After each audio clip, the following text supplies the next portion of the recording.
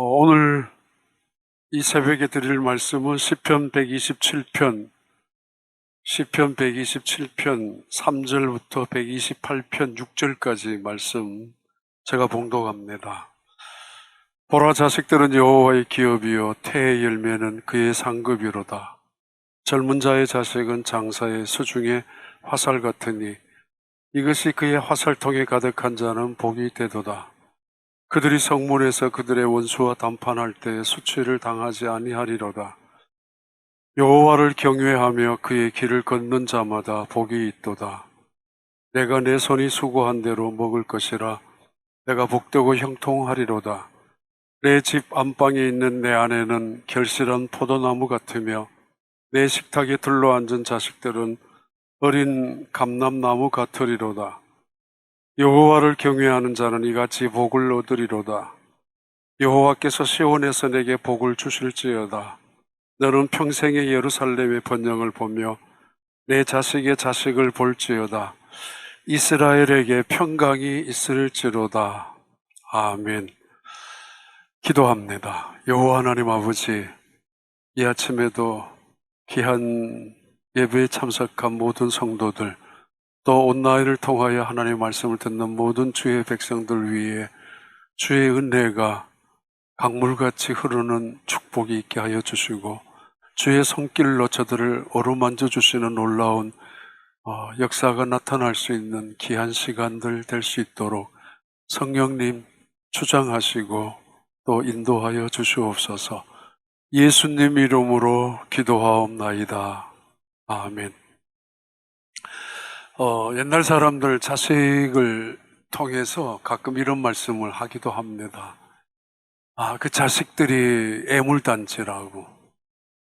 사랑도 하고 또 기쁨도 있지만은 그 자식들이 때로는 가슴 아프게 만드는 애물단지라는 거죠. 증오까지 사실 때로는. 이게 정말 자식은 애물단지인가, 아니면 자식은 시편 127편 3절의 말씀처럼 자식들은 하나님이 주시는 은혜요, 선물이요, 축복이요, 기업인가, 하나님이 주시는 가장 귀한 선물인가. 성경은 자식을 애물단지라고 보지 않고 우리에게 선물이라고 말씀합니다. 다시 한번 우리 누구나 생각해야 되는 문제이기도 하고, 누구나 이런 말씀 앞에는 가슴이 무거운 그런 주제이기도 합니다. 자식을 키우는 모든 가정들, 하나님의 놀라운 은혜가 임하기를 바라고, 어떤 면에서 그 자식들을 통해서 가슴 아픈 사람도 있겠지만은 언제인가는 오히려 그 자식들로 통하여 기쁨의, 축복의 열매를, 간증의 열매가 맺혀질 수 있는 그런 가정들이 다 되시기를 바랍니다. 이 세상 살아가면서 하기 싫으면 그만두면 되고, 또 내 마음에 안 들면은 사표하면 던지면 됩니다. 사직서를 쓰면 그만입니다. 그러나 정말 내 마음이 안 든다고 또는 하기 싫다라고 그만둘 수 없는 것이 있습니다. 회사 사장도 그만두면은 회사 문 닫으면 그만이고, 조그마한 가게 힘들면 문 닫으면 그만이지만은 결코 문을 닫을 수 없는 것, 회장에 사표를 던질 수 없는 것이 있습니다. 때로는 대통령도 하기 싫으면 그만둘 수 있죠. 그런데 우리의 목숨이 붙어 있는 한 그만둘 수 없는 것이 있는데, 그것이 바로 부모와 자식과의 관계입니다. 부부가 살다가, 그렇게 사랑하며 살다가 어느 때는 이혼할 수도 있지만은, 그래서 평생 원수같이 남남으로 지나기도 합니다. 그러나 부모와 자식과의 관계는 부부가 이혼을 했다 할지라도 한순간 정리될 수 없는 것이 부모와 자식과의 관계입니다. 그러기에 정말 부모의 입장에서는 힘들기도 하지만은 정말 하나님께서 우리에게 주시는 귀한 뜻이 있을 거라고 생각이 됩니다. 다시 말씀합니다. 시편 127편 3절 보라 자식들은 여호와의 기업이요 태의 열매는 그의 상급이로다. 하나님이 우리에게 주신 자식은 애물단지나 불행의 씨앗이나 비극을 만드는 것이 아니라 축복이요 그리고 선물이요 하나님이 주시는 놀라운 기업이라는 것입니다. 계속하죠. 젊은 자의 자식은 장사의 수중에 화살 같으니 이것이 그의 화살통에 가득한 자는 복되도다. 오히려 옛날에는 자식들이 많으면 많을수록 복이 있다라고 말했죠. 요즘 무자식이 상팔자라고 자식을 차라리 안 놓기도 하고 고생할까 봐, 또는 놓더라도 한 명, 많아야 두 명밖에 놓지 않는 그런 세상에 살아가지만은 하나님께서는 말씀하고 약속합니다. 태의 열매는 그의 상급이고 젊은 자의 자식은 장사의 수중에 화살 같으니 그의 화살통에 가득한 자는 복이다. 애물단지가 아니라 복단지라는 이야기고, 화가 아니라 하나님 우리에게 주신 놀라운 축복이라는 것입니다. 자식이 많으면 많을수록 오히려 화살이 전통에 가득한 장수는, 군인은 전쟁터에 나가더라도 힘이 있고, 전쟁터에 나가더라도 전통에 화살이 가득히 있는 장군들은 불안해하지 않습니다. 그러나 전통에 화살이 없다면 이것은 불안합니다. 적을 이길 수가 없기 때문이고 적의 공격에 무방비로 노출될 수밖에 없기 때문입니다.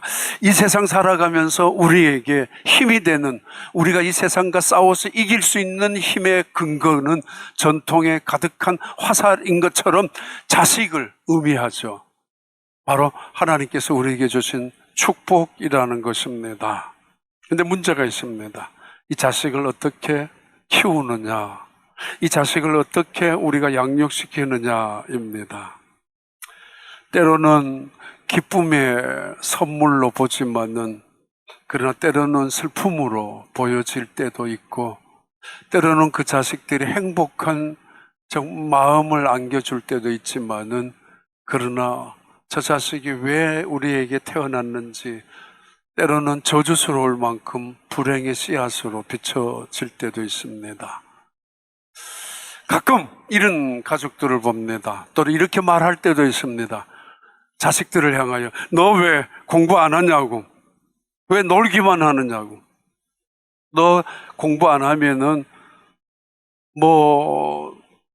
다른 사람을 보면서 저렇게 적골된다, 또는 너 공부 계속하지 않으면 내 죽는 꼴 보고 싶어? 이렇게 말할 때도 있고 이렇게 말하기도 했습니다. 혹은 너 이렇게 성적이 안 올라가면은 어떻게 할래? 너 이렇게 공부를 못하면 어떻게 해? 이러고도 잠이 오니? 이러고도 밥을 먹어? 이 밥이 목구멍에 넘어와?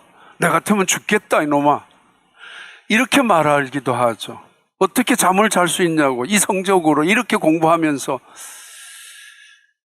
자식들의 가슴에 못이 되는 말들이죠. 자식들 마음속에 실망을 안겨주는 부모님의 태도이죠.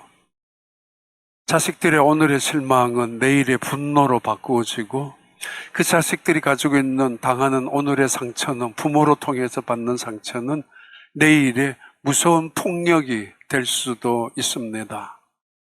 이 정도밖에 공부 못하면서 어떻게 밥을 먹고 밥이 목구멍에 들어가느냐라고 하는 부모님의 그 이야기는 그 자식들에게 이 세상의 중요한 가치가는 공부라고, 그것도 잘하는 것이라고, 좋은 학교 들어가서 더 좋은 돈을 많이 버는 것이라고, 아니 가치가는 성공에 있다라는 것에 온 세상의 모든 가치의 기준을 자식들에게 그렇게 심어주고 있는 표현의 말입니다. 그러기에 어떤 자식들은 그것이 상처가 되고 때로는 그것이 분노가 되어서, 아니 너무 큰 실망이 되어서 죽음을 생각하기도 하고 자살을 하기도 합니다. 누구나 그 자식 잘 키우고 싶습니다. 그래서 치맛바람이란 말도, 아니 미국에 왔을 땐 헬리콥맘이라는 말도 듣고, 요즘은 잔디깎기 어머니라는 말도 합니다. 헬리콥터를 타고 다니면서 자식을 키우고 보호해주는 부모님들, 그러나 어느 때는 잔디를 깎는, 자식이 걸어가는 길목에 있는 방해거리를 미리 차단하고 미리 청소하고 제공해주는, 이 자식들이 걸어가는 길목에는 꽃길만 있어야 된다라고 생각해서 부모님들이 그 자식들의 미래를 생각해서 행복을 그리고 성공을 생각해서 꽃길 가마를 태워서 지나가게 하는 그런 부모님을 잔디 깎기 부모님이라고 부른다고 그래요. 어쩌면은 그런 자식들이 땅에 살아가면서 어려움을 안 당할 수도 있겠지만은 만약에 어느 순간 어려움을 당했을 때 그들은 쓰러지고 맙니다. 청교도 신학자 중에 한 사람인 존 커튼이라는 사람이죠. 여호와를 경외하는 것이 지식의 근본이요. 그리고 그 근본임을 알고 깨달으면서 자식들을 향하여 공부를 시키는 이유, 공부를 해야 되는 중요한 동기를 부여해 주어야 하는데 뭐냐 하면은 바로 성경을 읽게 하기 위해서라고 말했습니다. 그들이 성경을 읽게 하기 위해서, 내 자식들이 하나님의 말씀을 읽게 하기 위하여 하나님을 배우고 하나님을 경험하고 하나님이 어떤 분인가를 알게 하기 위하여 그들에게 글을 가르치라고, 존 코튼의 이야기죠. 돈을 많이 벌기 위하여, 성공시키기 위하여 그들이 이 땅에서 대단한 지위에 올라가기 위해서 공부를 시키는 것이 아니라 토라를 읽게 하기 위하여, 성경 하나님의 말씀을 제대로 읽게 하기 위하여 그들에게 공부를 시키라고 그래요. 이 말씀은 가치관의 차이를 말합니다. 세상의 가치관은 힘을 의미하죠. 그 힘은 경력이고 스펙이 학력이고, 세상의 힘은 물질이고 부유함이며, 세상의 힘은 권력, 어떤 성공의 지위에 있습니다. 그러나 그리스도인의 가치관, 그들의 힘은 하나님께 있습니다. 우리에게 있는 것이 아니라 하나님께로 오는 것이고, 내게 있는 것이 아니라 하나님께 있는 것입니다. 돈이 힘이라고 믿고 살았던 그 사람들, 돈이 없어졌을 때 힘도 없어지고 패배자처럼 살아가고, 권력이 힘이라고 붙잡고 살아가다가 권력이 무너졌을 때 그들은 이 세상의 가장 실패자인 것처럼 살아갈 수밖에 없는 이유가 거기에 있습니다. 시편 27편, 127편에 말하죠. 여호와께서 집을 세우지 아니하면 세우는 자의 수고가 헛되며, 여호와께서 성을 지키지 아니하시면 파수꾼의 깨어 있음이 헛되도다. 개인적으로 아무리 가정을 세운다 할지라도, 그래서 지킨다 할지라도 하나님이 함께 하여 주시지 않는다면, 또는 공동체적으로 모두가 모여서 함께 인간의 지혜와 지식을 가지고 인간의 안전을 지키기 위하여 마치 바벨 포트레스처럼 바벨탑을 쌓아가지고 그들의 행복과 그들의 성공과 그들의 안전을 우리끼리 지키자라고 바벨 포트레스 공동체를 쌓여놓은 거 있잖아요. 그래서 그들이 그런 공동체를 세운다 할지라도 여호와께서 성을 지키지 아니하시면 그들의 수고는 헛되고 그들의 지킴도 헛수고가 되고 말 것이라고. 아무리 일찍이 눕고 아무리 늦게 잤는다 할지라도, 그래서 열심으로 땀 흘린다 할지라도 하나님이 함께하여 주시지 않는다면 그것은 모든 것이 거품이 되고 만다는 것을 의미합니다. 공부 열심히 해야 돼. 너 이성적으로 밥이 목에 들어오니? 라는 것이 아니라 너 교회 가야 돼. 너 예수 믿어야 돼. 그 아들에게 돈을 지어주면서 이거 헌금이야. 그 아들에게 너 직장에서 첫 월급 받으면 반드시 11조 해야 돼. 너의 인생의 주인은 하나님이라는 것이죠. 너의 인생의 도움은 하나님께로 온다는 것이죠. 너의 재간이나 재주나 능력이나 경력이 있는 것이 아니라, 재능에 있는 것이 아니라 하나님이 너의 손을 놓아버리면 너는 끝이고, 하나님이 너의 인생 속에 입김을 불어버리면 너는 허망하게 무너지고 말 것이라는 이야기죠. 그래서 너 교회 갔느냐라고. 주일이면 교회 가서 예배 드려야 돼. 너 인생의 주인은 너가 아니야 라는 이야기죠. 그 말씀입니다. 물질을 너의 주인으로 삼아서도 안 되고 물질이 너의 인생의 왕이 되어서는 안 된다라고. 그러면서 청교도들은 자식들을 향하여 교회가 어떤 곳인지 먼저 보여주었고, 그래서 그들을 향하여 예배가 어떤 것인지 무슨 의미인지를 가르쳐 주었습니다. 그것이 이 땅에, 미국 땅의 기초였고 인프라였고 이 땅에 하나님이 주시는 축복의 자산이었습니다. 그러나 지금 세상은 변하고 있습니다. 아이들은 어렸을 때 교회를 나오지만은 중학생이 되면은 떠나가기 시작하고, 고등학생이 되면 더 많이 떠나가고, 대학교가 되면은 훨씬 더 교회를 떠나가기 시작합니다.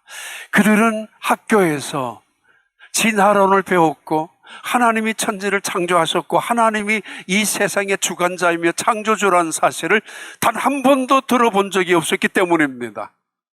그러나 교회는 하나님이 너의 인생의 주인이라고 가르치고 있지 않습니까?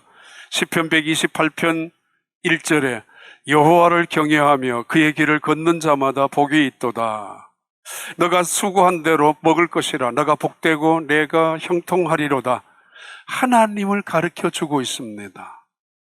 하나님을 떠나가면은 망한다는 사실을 가르쳐주고 있지만은 오늘의 세상은 하나님의 이름을 지우고 있고 하나님의 자리를 넘보고 있고, 아니 무너뜨리고 대적하고 살아가고 있습니다.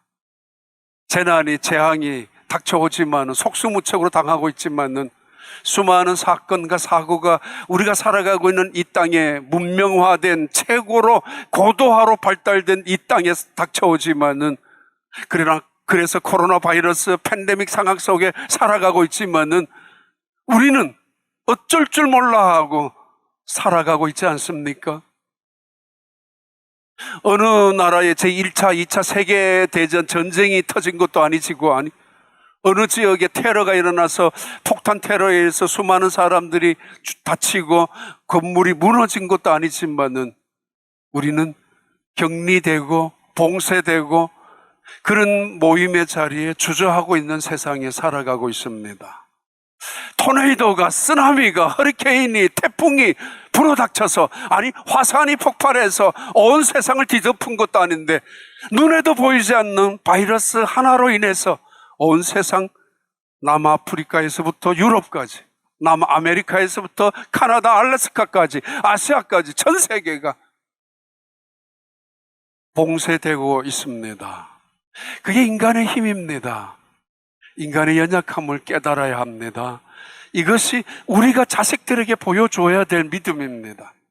믿음의 모습이죠. 아이들은 앞마당에서 자라는 것이 아니라 주로 뒷마당에서 자라는 법이죠. 부모님의 앞모습을 보고 배우는 것이 아니라 부모님의 뒷모습을 보고 배우고 있는 것입니다. 그 가정의 앞마당은 대부분 전시용이죠. 홍보용이죠. 상장도 걸어놓고 거실에 사진도 찍어놓고 우리 가정은 이런 가정이라고 홍보도 하고 전시도 합니다. 그러나 정작 아이들은 그 거실에서만이 아니라 뒷모습, 아버지 어머니의 진실된 겸손한 신앙의 모습을 보고 뒷마당에서 자라나는 것입니다. 이삭도 아브라함을 통해서 때로는 잘못된 뒷모습을 통하여 반복된 실수를 저지를 때도 있었고, 성경 속에 나타나는 많은 사람들, 사무엘의 가정이나 엘리의 가정도 그랬었고, 때로는 다윗의 한 가정 안에서도 일어난 모습이, 다윗은 백성들 앞에서 앞모습 속에, 앞마당 속에서 위대한 군주로 대단한 임금으로 보여졌었겠지만은 정작 자식들의 모습 속에 비춰진 뒷모습은 그 자식들 속에는 암투가 벌어졌었고 그 자식들은 서로 질시하고 반목이 이루어진 불행한 가정이 되고 말았습니다. 아담도 마찬가지였잖아요. 아담의 아들들 중에 살인자가 되었고 피해자가 나타나는 가정도 있지 않았습니까? 우린 자식을 키우면서 무거운 말들이 있습니다. 문제와 부모는, 문제 부모는 있어도 문제 자식은 없다라고. 문제 자식이 있는 이유는 문제 부모님 때문에 문제 자식이 일어났다는 이야기죠. 그래서 가슴 아파하는 자식을 두고 우리는 더 큰 가슴을 아파하죠. 이게 내가 문제가 있지 않느냐라는 이야기 때문입니다. 좋은 부모님 밑에 좋은 자식이 나오는 법이고 나쁜 부모님 밑에 나쁜 자식이 나온다는 이야기이기 때문입니다. 그러나 때로는 좋은 자식이 나쁜 부모 밑에도 태어나고 나쁜 자식이 좋은 부모 밑에 태어날 수도 있습니다. 아무튼 우리는 자식의 문제만큼은 결코 누구도 자신할 수 없다라는 이야기입니다. 윌리엄 퍼킨스 이렇게 이야기하죠. 우리는 경건한 자녀를 키워야 합니다. 그것이 하나님께서 우리에게 주신 사명이기 때문입니다. 그러기 위해서는 경건한 가정을 만들어야 합니다. 이 경건한 가정을 만들기 위해서는 이 경건한 가정이 경건한 교회처럼 이루어져야 가능합니다. 윌리엄 퍼킨스의 이야기입니다. 같은 청교도 신학자 중에 한 사람이죠. 특별히 자녀 교육에 관심이 많았던 리차드 매더의 지적입니다. 우리는 소홀할 때가 있습니다. 바쁘다는 이유로, 중요한 일이 밖에 있는 이유로 내 자식의 교육에 정작 소홀할 때가 있습니다. 여러 가지 이유 때문에. 그러나 그 순간에 우리는 우리의 자녀들이 나는 외롭다라고, 나는 돈보다가 아버지를 원한다고, 나는 다른 어떤 일보다는 내 엄마를 원한다라는 부모님의 울부짖음을 들어야 합니다. 자식들의 울부짖음을 들어야 합니다. 이 말은 자식들은 지금 아빠와 같이 놀고 싶고 엄마와 손을 잡고 싶은데 이민 가정들의, 특히 이 땅에 살아가는 수많은 가정들에게 부모님들은 자식들에게 좋은 차, 좋은 환경, 좋은 집 속에 이 정도면 충분하지 않느냐라고 생각할 때가 있습니다. 그런데 그들은 언제인가 결국은 지옥에서 울부짖을 때가 있을 것입니다. 리차드 매더의 가슴 아픈 지적입니다. 그래요. 시편 128편 4절, 3절, 4절. 내 집 안방에 있는 내 아내는 결실한 포도나무 같으며 내 식탁에 둘러앉은 자식들은 어린 감람나무 같으리로다. 여호와를 경외하는 자는 이같이 복을 얻으리로다. 예, 여호와를 경외하는 자들은 이와 같이 복을 얻으리로다. 그렇습니다. 정말 가장 중요한 가정의 핵심은 하나님이시며 하나님께서 우리에게, 부모님에게 제사장의 직분을 맡겨주었고 그 자식들을 믿음 속에 양육시켜 놓으라고, 양육시키라고. 다시 말합니다. 자식은 애물단지가 아니라 하나님의 선물이요, 축복이요, 영원한 기업입니다. 그 이유 중에 또 다른 이유가 있다면 우리는 이 자식을 키우면서 겸손하게 되죠. 그리고 감사하게 되죠. 깨닫게 되죠. 아무리 돈이 있다 할지라도 돈으로 자식을 키울 수가 없고, 때로는 아무리 내가 정성을 쏟는다 할지라도 부모의 정성으로도 되지 않는 일이 자식 교육이기 때문입니다. 그래서 결국은 하나님 앞에 나 자신을 바라보는 것이고 마침내는 하나님에게 모든 것을 맡길 수밖에 없는 것입니다. 겸손하자는 거죠. 그리고 작은 일에도 감사할 수밖에 없다는 거죠. 더 나아가서 자식을 키우면서 정말 깨닫는 것 중에 하나가 기다림이고 인내입니다. 자식이 깨달을 때까지, 돌아올 때까지. 아버지가 집을 나갔던 둘째 아들을 기다렸습니다. 언제까지요? 돌아올 때까지요. 언제까지요? 눈 감을 때까지요.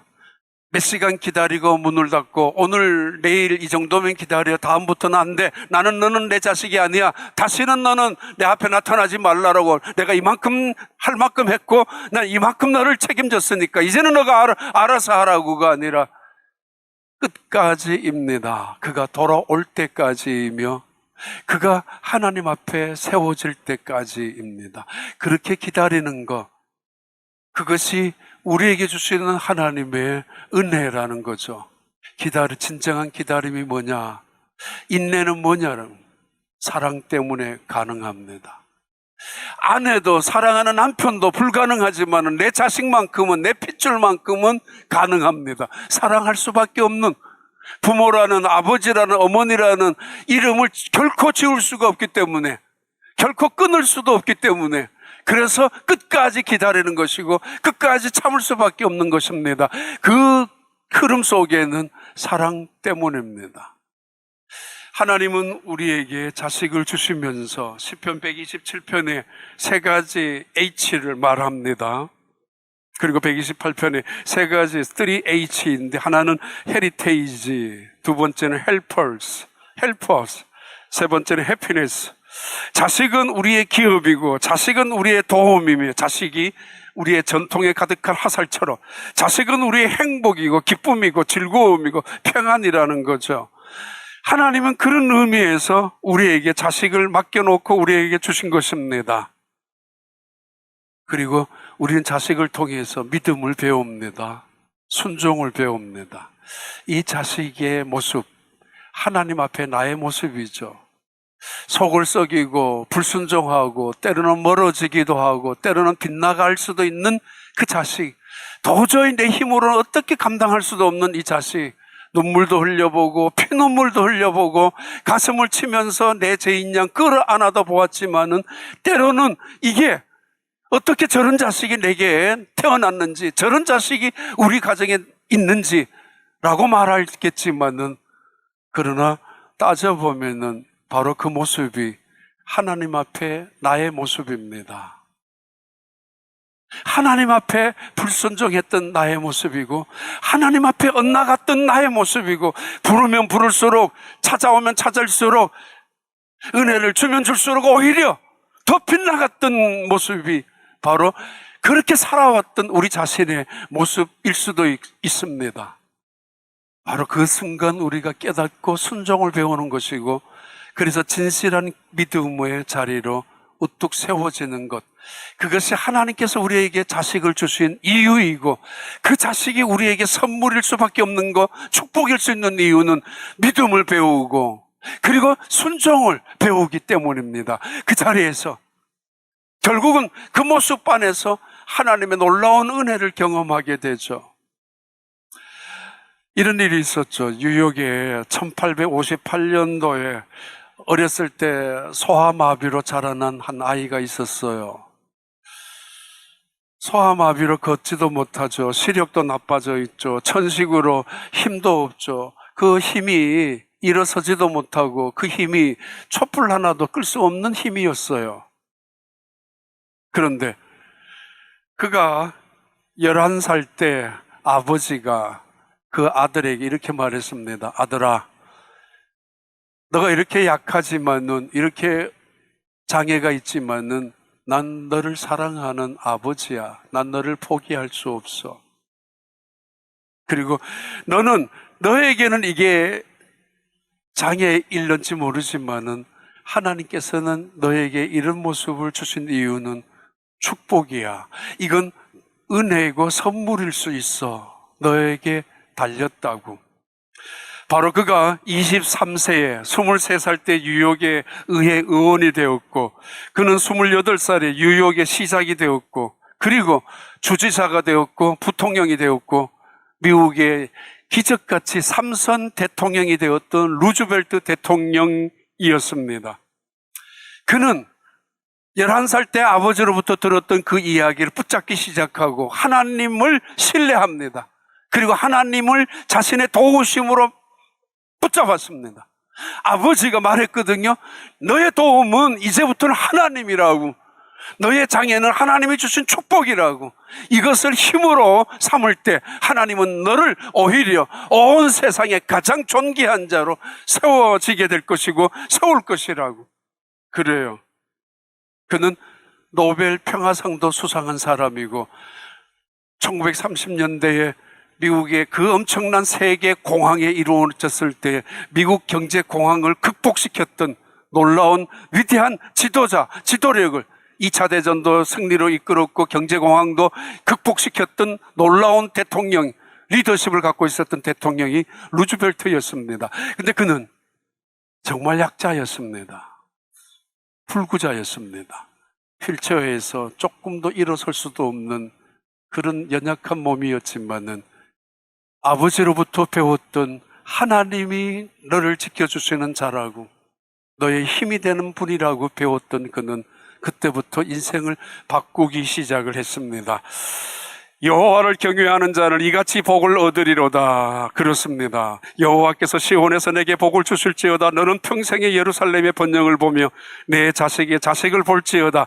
이스라엘에게 평강이 있을지로다. 아멘. 이민 땅에 살아가면서 우리의 모든 수고와 우리의 모든 노력들이 결코 헛되지 않게 하기 위해서는 우리의 자식들이 그 자식들의 기업이 이 땅에서 믿음 속에 든든히 우뚝 세워질 때만 가능합니다.